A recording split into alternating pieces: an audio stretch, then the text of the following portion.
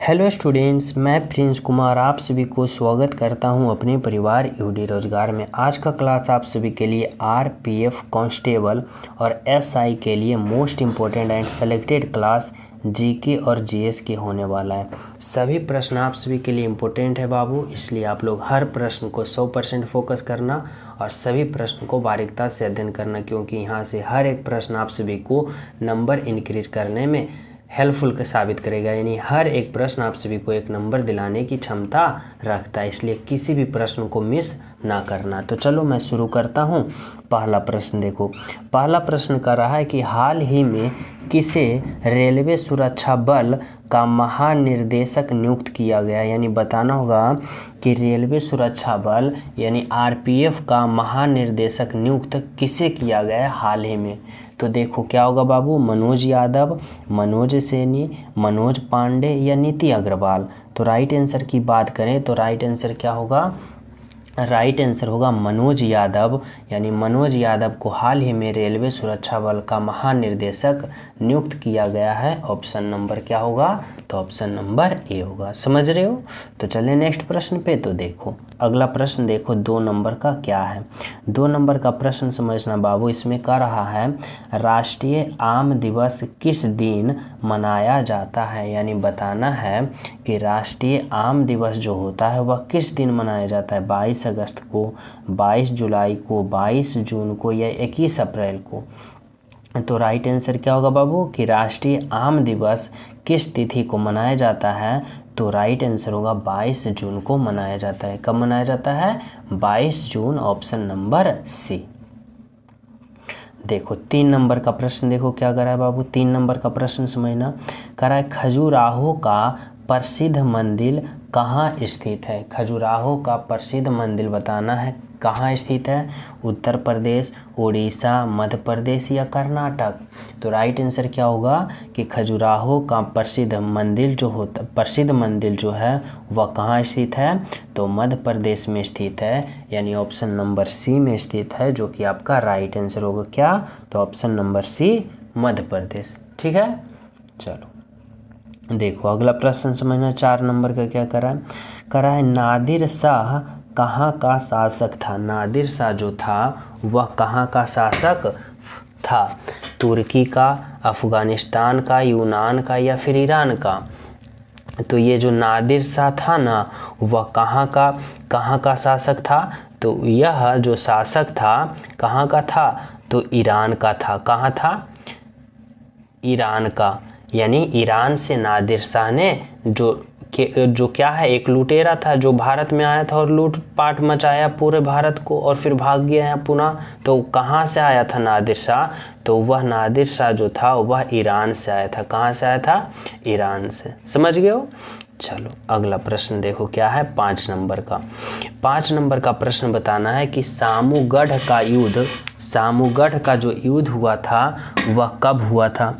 1658, 1761, 1779 या फिर 1699 में। तो सामूगढ़ का युद्ध की बात करें तो राइट आंसर क्या होगा बाबू, राइट आंसर होगा 1658 ईस्वी में सामूगढ़ का युद्ध हुआ था। ऑप्शन नंबर क्या होगा, ऑप्शन नंबर ए। ठीक है। चलो देखो 6 नंबर का प्रश्न समझना। 6 नंबर का प्रश्न कर रहा है कि भारत का अंतिम मुगल सम्राट बहादुर शाह जफर द्वितीय का मकबरा कहाँ स्थित है। अंतिम मुगल सम्राट कौन था, तो बहादुर शाह जफर द्वितीय था और उसका मकबरा पूछ रहा है कि कहाँ है। दिल्ली में, रंगून जैसे म्यांमार में कहते हैं, लाहौर या फिर आगरा। तो राइट आंसर क्या होगा, तो राइट आंसर होगा क्या, ऑप्शन नंबर बी रंगून, जो कि कहाँ है, तो म्यांमार में। क्या हुआ था कि जब अंग्रेज शासक पूर्ण रूप से भारत पे कब्जा कर लिया था तो ये जो था बहादुर शाह जफर द्वितीय इसे गिरफ्तार करके कहाँ भेज दिया गया था, तो बंदी बना के म्यांमार भेज दिया गया था और वहीं इनका मृत्यु हो गया था और वहीं इनका मकबरा बनाया गया है। कहाँ, रंगून म्यांमार में। समझ गए हो। चलो देखो अगला प्रश्न समझना क्या है, 7 नंबर का प्रश्न। 7 नंबर का प्रश्न कर रहा है कि नादिर शाह ने भारत पर आक्रमण कब किया था। अब बताना है बाबू कि नादिर शाह जो था लुटेरा, वह भारत पे कब आक्रमण किया था। 1672, 1680, 1779 या 1761। तो कब किया था भारत पे आक्रमण नादिर शाह जो एक लुटेरा था। तो राइट आंसर होगा 1779 ईस्वी को उन्होंने भारत पे आक्रमण किया था। ठीक है, चलो देखो 8 नंबर का प्रश्न समझना। 8 नंबर का प्रश्न कर रहा है कि सलहर का युद्ध कब हुआ था। सलहर का युद्ध बताना है कि कब हुआ था। 1699, 1780, 1576 या 1672 में।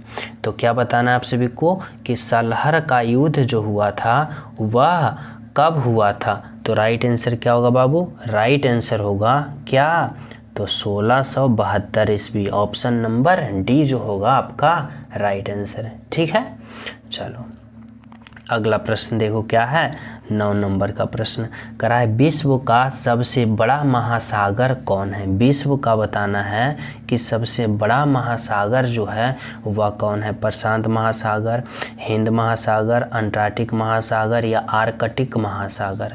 तो विश्व का सबसे बड़ा अगर महासागर आप सभी से पूछे ना तो राइट आंसर होगा प्रशांत महासागर जो है ना बाबू, विश्व का सबसे बड़ा महासागर है, यानी ऑप्शन नंबर ए होगा जो कि बिल्कुल सही है। समझ गए हो। चलो अगला प्रश्न देखो 10 नंबर का प्रश्न क्या कर रहा है। 10 नंबर का प्रश्न कर रहा है कि अर्जुन पुरस्कार की शुरुआत किस वर्ष हुई थी। अर्जुन पुरस्कार की शुरुआत की हम बात करें या किस वर्ष हुई थी भाई, 1954, 1961, 1975 या 1980। तो अर्जुन पुरस्कार की शुरुआत की हम बात करें ना तो राइट आंसर होगा कब, तो 1961 ईस्वी में हुई थी, जो कि आपका क्या है, बिल्कुल सही है, बिल्कुल सत्य है। ऑप्शन नंबर क्या होगा, तो ऑप्शन नंबर बी 1961 ईस्वी। ठीक है, चलो देखो 11 नंबर प्रश्न समझना क्या कर रहा है। 11 नंबर का देखो कह रहा है ना कि भारत का सर्वोच्च खेल पुरस्कार कौन सा है। भारत का सर्वोच्च खेल पुरस्कार बताओ कि कौन सा है। द्रोणाचार्य पुरस्कार, अर्जुन पुरस्कार, मेजर ध्यानचंद खेल रत्न पुरस्कार या ज्ञानपीठ पुरस्कार। तो राइट आंसर क्या होगा बाबू कि भारत का सर्वोच्च खेल पुरस्कार कौन सा है, तो वह कौन सा है, तो मेजर ध्यानचंद खेल रत्न पुरस्कार जो है ना भारत का सर्वोच्च खेल पुरस्कार है। ऑप्शन नंबर क्या होगा, ऑप्शन नंबर सी। ठीक है, चलो अगला प्रश्न देखो क्या कर रहा है। 12 नंबर का प्रश्न कर रहा है ज्ञानपीठ पुरस्कार किस क्षेत्र से संबंधित है। ज्ञानपीठ पुरस्कार जो है ना वह किस क्षेत्र से संबंधित है भाई, सिनेमा से, कृषि से, विज्ञान से या साहित्य से। तो राइट आंसर क्या होगा कि ज्ञानपीठ पुरस्कार किस क्षेत्र से संबंधित है, तो यह साहित्य के क्षेत्र से संबंधित है। किससे बाबू, साहित्य के क्षेत्र से। ऑप्शन नंबर डी से। ठीक है, चलो अगला प्रश्न देखो क्या है। 13 नंबर का प्रश्न। 13 नंबर का प्रश्न कर रहा है कि रणजीत ट्रॉफी का संबंध किस खेल से। क्या बताना है, रणजीत ट्रॉफी का संबंध जो है वह किस खेल से है। क्रिकेट से है, फुटबॉल से है, टेनिस से है या हॉकी से है। तो रणजी ट्रॉफी की जब हम बात करते हैं तो राइट आंसर क्या होता है बाबू, राइट आंसर होता है क्रिकेट से। किससे संबंधित है, क्रिकेट से। ठीक है, चलो देखो 14 नंबर का प्रश्न समझना। 14 नंबर का प्रश्न है कि एक्जिमा रोग शरीर के किस अंग को प्रभावित करता है। एक्जिमा रोग जो है वह शरीर के किस अंग को प्रभावित करता है, आंत को, त्वचा को, आँख को या यकृत को। तो राइट आंसर क्या होगा, एक्जिमा रोग शरीर के किस अंग को प्रभावित करता है, तो किस अंग को प्रभावित करता है, तो त्वचा को करता है, यानी ऑप्शन नंबर बी जो होगा आपका राइट आंसर होगा। ठीक है, देखो अगला प्रश्न समझना। 16 नंबर का प्रश्न क्या कर रहा है। 16 नंबर का प्रश्न है कि रेडियो एक्टिविता की परिघटना की खोज किसने की थी। रेडियो एक्टिविता की परिघटना की खोज किसने की थी भाई? Madam Curie, Newton, J Thomson या हेनरी वेरवेलर। तो कौन किया था भाई? राइट आंसर क्या होगा बाबू? राइट आंसर होगा हेनरी वेरवेलर ने रेडियो एक्टिविटी की परिघटना की खोज की थी। ऑप्शन नंबर डी हेनरी वेरवेलर। ठीक है, समझ रहे हो? चलो नेक्स्ट प्रश्न समझना क्या कर रहा है। 17 नंबर का प्रश्न देखो। 17 नंबर का प्रश्न है कि लाल किला का निर्माण किसने करवाया था? क्या बाबू? लाल किला का निर्माण शाहजहां, अकबर, हुमायूं या फिर जहांगीर। तो राइट आंसर क्या होगा कि लाल किला का निर्माण शाहजहां ने कराया था। Option number A. ठीक है, चलो देखो अगला प्रश्न क्या है। अगला प्रश्न है कि भारत में समुद्र तट रेखा वाले राज्यों की संख्या कितना है? समुद्र तट यानी बताना है कि समुद्र के सटे हुए राज्यों की संख्या भारत के कितने हैं? 9 राज्य हैं, 8 राज्य, 7 राज्य या 6 राज्य। तो राइट आंसर क्या होगा बाबू? राइट आंसर होगा 8 राज्य भारत के ऐसे राज्य हैं जो कि समुद्र तटीय रेखे वाले राज्य यानी समुद्र के तट पे। ठीक है, तो चले नेक्स्ट पे। और जो स्टूडेंट अभी तक क्लास को लाइक नहीं किए हो सभी प्रिय स्टूडेंट क्लास को लाइक कर देना बाबू। और जो न्यू हो तो चैनल सब्सक्राइब करके बेल आइकन जरूर दबा देना, क्योंकि आप सभी के एग्ज़ाम का हर एक क्लास का नोटिफिकेशन आप सभी को पहुंच सके। ठीक है, चलो देखो 19 नंबर का प्रश्न समझना क्या कर रहा है विटामिन डी की कमी से कौन सा रोग होता है? देखो बाबू बताना है कि विटामिन डी के कमी से कौन सा रोग होता है भाई? बेरी, पीलिया, रिक्टेस या फिर हेमोफीलिया। तो विटामिन डी की कमी से कौन सी रोग होती है? तो राइट आंसर क्या होगा बाबू? राइट आंसर होगा क्या? रिक्टेस। ऑप्शन नंबर क्या होगा? ऑप्शन नंबर सी, जो कि बिल्कुल सही है। समझ रहे हो? चलो अगला प्रश्न देखो क्या है। 20 नंबर का प्रश्न समझना। 20 नंबर का प्रश्न कर रहा है कि अभिनव भारत संगठन की स्थापना किसने की? अभिनव भारत संगठन की स्थापना की बात करें तो किसने की? महात्मा गांधी, सरदार पटेल, भगत सिंह या बीडी सावरकर। राइट आंसर क्या होगा बाबू?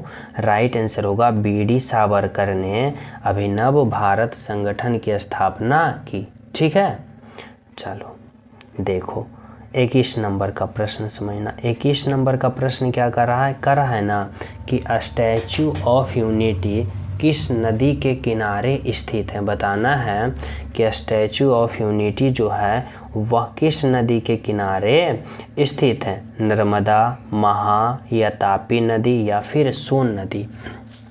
तो किस नदी के किनारे स्थित है? तो राइट आंसर क्या होगा बाबू? राइट आंसर होगा नर्मदा नदी के किनारे स्टैचू ऑफ यूनिटी है, जो कि किनका स्टैचू है? तो सरदार वल्लभ भाई पटेल का है। ठीक है, किस नदी के किनारे? तो नर्मदा नदी के किनारे। समझ गए हो? चलो अगला प्रश्न पे चलते हैं। देखो क्या है 22 नंबर का प्रश्न। 22 नंबर का प्रश्न समझना। सीके नायडू कप किस खेल से संबंधित है? बताना है बाबू कि सीके नायडू कप जो है ना यह किस खेल से संबंधित है? हॉकी से, क्रिकेट से, फुटबॉल से या बैडमिंटन से। तो राइट आंसर क्या होगा? सीके नायडू कप किस खेल से संबंधित है? तो राइट आंसर क्या होगा? क्रिकेट खेल से। यानी किस खेल से संबंधित है?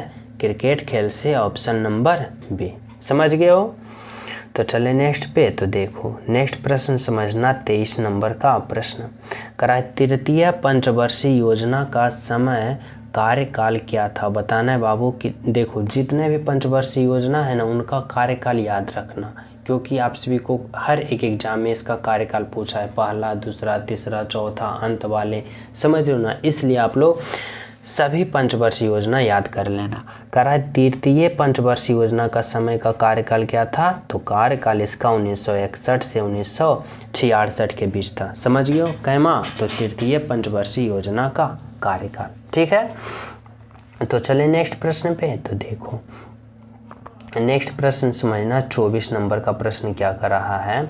यहाँ पे कर रहा है कि अफगानिस्तान की संसद का नाम क्या है? अफगानिस्तान की संसद का नाम क्या है भाई? सोजियम, नेशनल असेंबली, पार्लियामेंट या शोरा। तो राइट आंसर की बात करें तो क्या होगा राइट आंसर बाबू? राइट आंसर होगा शोरा। शोरा जो है ना अफगानिस्तान के संसद का नाम है। ठीक है, ऑप्शन नंबर डी। समझ गए हो? तो चले नेक्स्ट पे। तो देखो नेक्स्ट प्रश्न समझना, 25 नंबर का प्रश्न कह रहा है दूध का घनत्व किससे मापा जाता है? दूध का घनत्व जो होता है ना बाबू वह किससे मापा जाता है? लैक्टोमीटर से, बैरोमीटर से, हाइड्रोमीटर से या हाइग्रोमीटर से? तो दूध का घनत्व किससे मापा जाता है? तो राइट आंसर क्या होगा? राइट आंसर होगा बाबू लैक्टोमीटर से। किससे मापा जाता है? लैक्टोमीटर। ऑप्शन नंबर ए जो होगा आपका राइट आंसर होगा। समझ रहे हो? तो चले नेक्स्ट पे। तो देखो नेक्स्ट प्रश्न समझना, 26 नंबर का क्या कर रहा है। 26 नंबर का प्रश्न है कि विश्व की सबसे गहरी झील कौन सी है? विश्व की सबसे गहरी झील बताना है कि कौन सी है? चिल्का झील है, बैकाल झील है, टीटीकाका झील है या आयर झील है? अब बताओ कि विश्व की सबसे गहरी झील की बात करें तो राइट आंसर क्या होगा बाबू? राइट आंसर होगा बैकाल झील। बैकाल झील जो है ना यह विश्व की सबसे क्या है? तो विश्व की सबसे बड़ी झील है। Option number B. समझ गए हो? चलो अगला प्रश्न देखो क्या है। तो 27 नंबर का प्रश्न समझना। 27 नंबर का प्रश्न कर रहा है कि रोहतांग दर्रा किस राज्य में स्थित है? क्या बताना है बाबू? रोहतांग दर्रा जो है ना वह किस राज्य में स्थित है? उत्तराखंड में, जम्मू कश्मीर में, हिमाचल प्रदेश में या मणिपुर में? तो राइट आंसर क्या होगा? रोहतांग दर्रा किस राज्य में स्थित है? तो यह किस राज्य में स्थित है? तो राइट आंसर होगा हिमाचल प्रदेश। ऑप्शन नंबर क्या होगा? Option number C Himachal Pradesh, जो कि बिल्कुल सही है। समझ गए हो?